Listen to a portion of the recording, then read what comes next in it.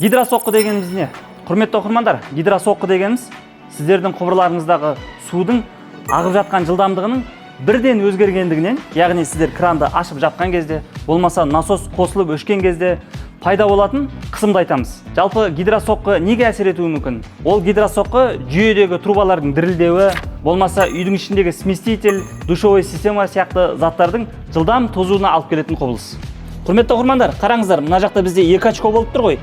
Енді суды ашамыз. Кранды бірден жапқан кезде манометр ойнап жатыр, 6 очкоға дейін барып жатыр.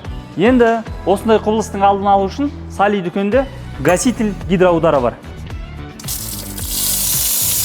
Алдын қосылып тұрған кезде бізде кранды жапқан кезде 6 очкоға дейін барды ғой. Енді мынау гаситель давление қойдық.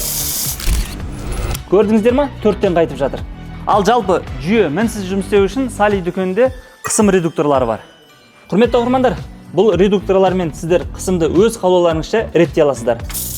Және жүйе тұрақты жұмыс істейтін болады. Көрдіңіздер ма? Манометр бір қалыпты.